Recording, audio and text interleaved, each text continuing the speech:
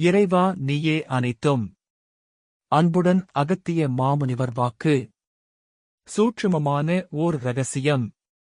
கார்த்திகை மாதத்தில் ஏன் திருவண்ணாமலைக்கு இத்தனை சிறப்புகள், கூட்டங்கள்? ஏன் பல ரிஷிமார்களும் ஞானியர்களும் அண்ணாமலைக்கு வர வேண்டும்? சித்தன் அருள் 1237. வணக்கம் அடியவர்களே. வாக்கின் உள் செல்லும் முன்னர் வாக்கு சுருக்கத்தை ஒருவரை பட வடிவில் இங்கு அளித்துள்ளோம். இப்படத்தை நன்கு புரிந்து வாக்கின் உள் செல்ல நன்று. கார்த்திகை மாதம், கார்த்திகை தீபம் எரியும் பொழுது அனைத்து கிரகங்களும் செயல்படாமல் போய்விடும். அப்போது ஈசன் தான் விளையாடுவார், பார்வதி தேவியும் தான் விளையாடுவார். திருவண்ணாமலையில் தீபத்தை காண நோக்கி அங்கே இருந்தால் நிச்சயம் எண்ணிய எண்ணங்கள் அதிவிரைவிலே பாவங்கள் நாசமாகும் என்பது தீர்ப்பு. அதனால்தான் பல ரிஷிமார்களும் குருமார்களும் ஞானியர்களும் பல தவ யோகிகளும் இதனை அறிந்து அண்ணாமலைக்கு புறப்பட்டனர். கிரகங்கள் வேலை செய்யாது, ஆனால் ஈசன் வேலை செய்வார். தவறு செய்பவர்களுக்கும் பலமாக ஈசன் அடிகள் விழும். சரியாக தெளிவுகள் பெற்று இறைவனை வணங்கினால்தான் வெற்றியம் உண்டு. வாருங்கள் வாக்கின் உள் செல்வோம். நவம்பர் 5, 2022 அன்று குருநாதர் அகத்திய பெருமான் உரைத்த பொதுவாக்கு. வாக்குரைத்த ஸ்தலம் உத்தர காவேரி நதிக்கரை. ஆதி அண்ணாமலையனையும் உண்ணாமலை தேவியையும் மனதில் நிறுத்தி வாக்குகளாக செப்புகின்றேன் அகத்தியன். நலமாக என்னுடைய ஆசீர்வாதங்கள் அப்பனே. ஓர் சூட்சுமமான இரகசியத்தை உரைக்கின்றேன். அண்ணாமலைக்கு ஏன் இத்தனை சிறப்புகள் என்றால், அதாவது இக்கார்த்திகை திங்களில் கூட்டங்கள். ஆனாலும் இப்பொழுதில்லை.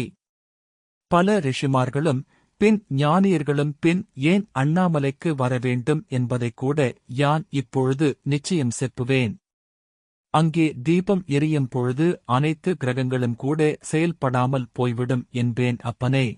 இதனால் சில தரித்திரங்கள் நம்மை அண்டாது என்பேன் அப்பனே. ஈசனுடைய அருளும் பார்வதி தேவியின் அருளும் நந்தனுக்கு சுலபமாக கிடைத்துவிடும். ஆனாலும் இதற்கும் தடுத்து நிற்கும் கிரகங்கள் சில விஷயங்களில் கூட. பின்கிரகங்கள் விட்டால்தான், அதாவது கிரகங்கள் இருக்கும் பொழுது நிச்சயம் இறைவன் பலம் கிட்டாது.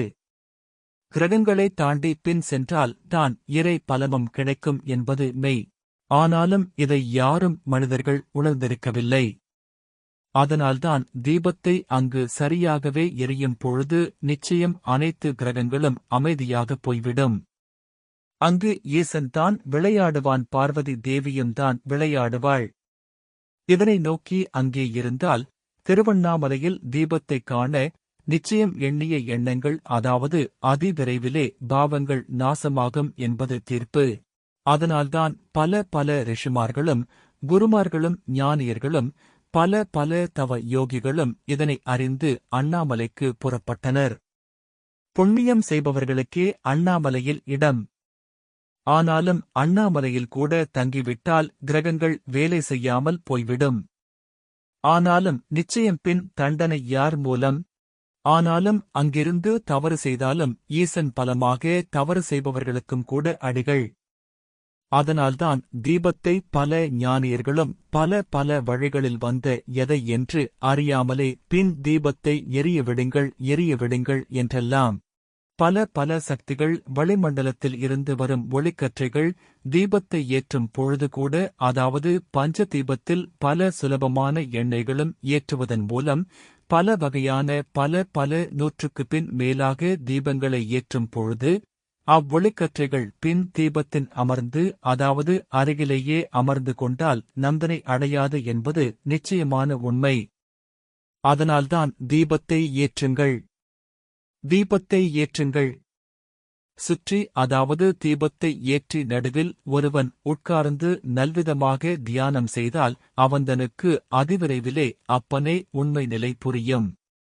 அனைத்தும் மாயை என்று கூட தெரிந்துவிடும். ஒரு சிறு விளக்கம்.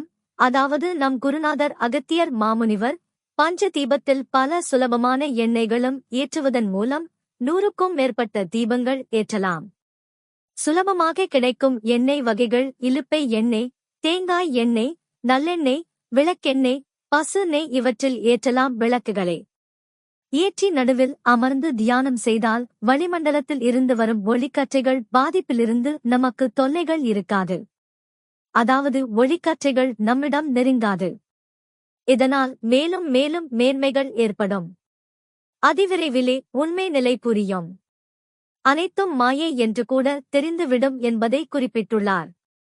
அடியவர்கள் இதனை பயன்படுத்திக் கொள்ள நன்மை விளையும்.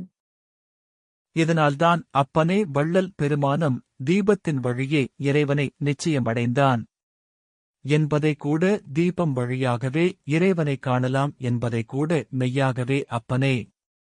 இப்பொழுது கூட அதனால்தான் எதற்காக தீபங்கள் ஏற்றுகின்றோம் என்பதை கூட தெரியாமல் மனிதர்கள் அலைந்து திரிந்து கொண்டிருக்கின்றனர். என்ன பலன்?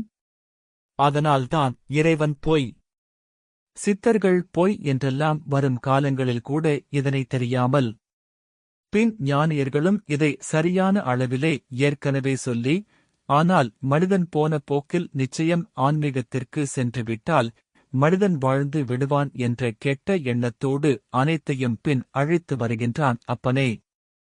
உண்மைகளையும் கூட மறைத்து வருகின்றான் அப்பனே. சித்தர்கள் யாங்கள் நிச்சயம் விட்டு விடுவதில்லை. அதனால்தான் அன்றைய தினத்தில் கார்த்திகை தீபம் அண்ணாமலை நோக்கி பல சூட்சுமமான ஆன்மாக்களும் ஓடோடி வந்துவிடும் என்பேன் அப்பனே. அதனால்தான் அவ்தீபத்திற்கு அவ்வளவு சிறப்பு. அவ்தீபத்தை நல்முறையாக சரியான முறையாகவே பார்த்திட்டு வந்தாலே கிரகங்களும் அந்நேரத்தில் அமைதியாகிவிடும். அதனால் பல பல ஆண்டுகளாக தீபத்தை பார்த்து வந்தாலே நினைத்தது நிச்சயம். அதனால் நினைத்தாலே எதை என்று அறிய முக்தியும் கிடைக்கும் என்பது மெய்யப்பா. திருவண்ணாமலையை நினைத்தாலே முக்தி. இதனை நிச்சயம் அனைவரும் உணர வேண்டும் அப்பனே. ஆனாலும் சிலர் கேட்கலாம் அப்பனே, அங்கு இருப்பவர்களும் தீபத்தையே பார்த்து கொண்டிருக்கின்றார்கள் என்றால் இதையும் யோசிக்க வேண்டும் அப்பனே. கிரகங்கள் வேலை செய்யாது. ஆனால் இறைவன், அதாவது ஈசன் வேலை செய்வான் அப்பனே. ஆனால் கெட்டதை நோக்கி இன்னும் பலமாக அடிகள் விழும். இவ்வளவுதான் அப்பனே. அதனால் அப்பனே சரியாக தெளிவுகள் பெற்று அப்பனே இறைவனை வணங்கினால்தான் அப்பனே வெற்றியும் உண்டு. ஒன்றும் தெரியாமல் வாழ்ந்திட்டு வந்தாலும் தோல்விகளில்தான் மனித வாழ்க்கை முடியும் என்பேன் அப்பனே. வெற்றிக்கு என்ன வழி என்பதைக் கூட நிச்சயம் என் பக்தர்களுக்கு வரும் காலங்களில் யான் செப்பிக் கொண்டே இருப்பேன் அப்பனே. இதை நன்கு நல்முறையாக பயன்படுத்திக் கொண்டாலே வெற்றி சுலபமாகவே கிடைத்துவிடும் அப்பனே. இன்னும் பல பல வாக்குகளிலும் கூட யான் உரைத்து வருகின்றேன் அப்பனே. அப்பனே, அண்ணாமலைக்கு இச்சிறப்பு கார்த்திகை திருநாளிலே. அதனால்தான் இதன் சிறப்பு அப்பனே. யாங்கள் மட்டுமே அறிவோம். வரும் காலங்களில் இன்னும் வாக்குகள் பலமாக செப்புவோம் அப்பனே. நலமாக என்னுடைய ஆசிகள் அப்பனே. அனைவருக்கும் நல்விதமாக என்னுடைய ஆசிகள்.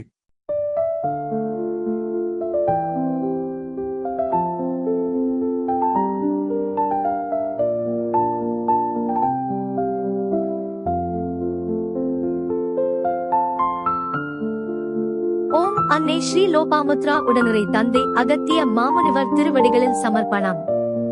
சர்வம் சிவார்ப்பணம்.